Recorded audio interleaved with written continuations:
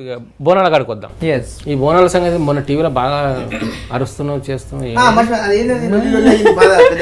ఎందుకు గర్వ మరి ఇప్పుడు ఎప్పుడు కాలేదు, మరి తెలంగాణ వచ్చినాకనే ఇట్లా ఎందుకు అవుతుందో అని నా బాధ. ఏమైంది తెలంగాణ వచ్చినా అంత మంచిగా వచ్చినాక ఏమైతుంది? బోనాలు ఆపేస్తారా? ఎవరన్నా శివసత్తుల బోనాలు ఆపేస్తారా? బోనాలు తెచ్చేవాళ్ళు 10-15 కిలోల బరువును మోసుకుంటా అవన్నీ వేసుకొని బరువులు వేసుకొని అమ్మవారిని ఒంట్లోకి తెచ్చుకొని అది చూడనీకనే జనాలు ఎగబడతారు.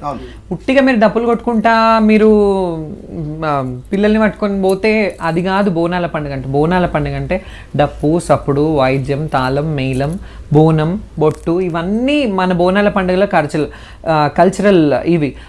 అవి చేస్తున్న వాళ్ళనే అడ్డుకుంటే మన అస్తిత్వం కోల్పోతాం కదా ముందుకైతే. ఇట్లా డప్పు లేదు, బ్యాండ్ లేదు, డీజే లేదు, సరే సౌండ్ పొల్యూషన్, నాయిస్ పొల్యూషన్ అంటారు, ఓకే. దానికంటూ ఒక రిస్ట్రిక్షన్ పెట్టాలి. ఇంత వాల్యూమ్ పెట్టుకోండి, ఇంత పాటలు పెట్టుకోండి. మొన్న ఎక్కడన్నా కనిపించిందా మీకు ఆ ఆధ్యాత్మికత? కానీ తిరుపతిలోనన్న అన్నమయ్య సంకీర్తనలు లైవ్గా నడుస్తుంటాయి, కానీ అక్కడ ఒక అమ్మవారి మైసమ్మ పాట కూడా మాయదారి మైసమ్మ అంటేనే జనాల్లో ఊపు వస్తుంది. కనీసం ఒక పాట కూడా ఆ దేవస్థానం ప్రాంతంలో ఎక్కడ వినిపించలేదు. బ్యాండ్లని బాటా సిటిలైట్ అక్కడే ఆపేసిరు. బోనాలు లోపలికి వస్తుంటే వాళ్ళని ఆపేసి అంటే వాళ్ళని ఆపేసి ఇంకేముంటది అక్కడ? ఊపు ఏముంటది? బోనాలు ఏముంటది?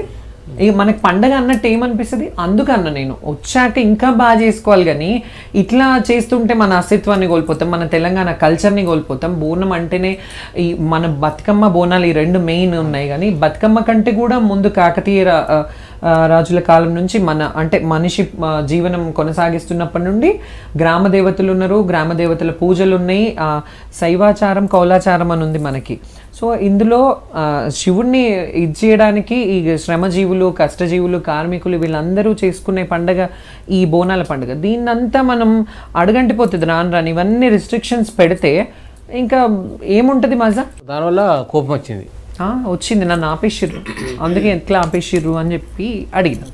కొట్లాడనా మరి నేను? అంటే నిన్న ఆపినందుకు కోపం వచ్చిందా? అందరిని ఆపినందుకు నన్ను వదిలేసిర్రు. నన్ను 1 minute 2 minutes ఆపిరు. మళ్ళీ నన్ను వేరే వాళ్ళందరూ అక్కడ లోకల్గా లీడర్లు ఉన్న వాళ్ళందరూ వచ్చి తీసుకొచ్చేసారు, కానీ నేను వినలేదు. ఎందుకంటే నా ఒక్కదాని కాదు ఆ సమస్య, అందరి గురించి నేను పోరాడిన, అందరి శివశక్తుల గురించి, అందరు బోనాలు ఎత్తుకొచ్చే వాళ్ళ గురించి మాట్లాడిన. భగవంతుడి దయ వల్ల అది లాల్ దర్వాజాలో స్పెషల్ లైన్లు ఏర్పాటు చేసిరు, ప్రత్యేకమైన క్యూ లైన్లు ఏర్పాటు చేసిరు అని. ఇంకేం కావాలి? అట్లా ఎక్కడైనా తప్పు జరిగితే ఖచ్చితంగా శ్యామల మాట్లాడుతుంది.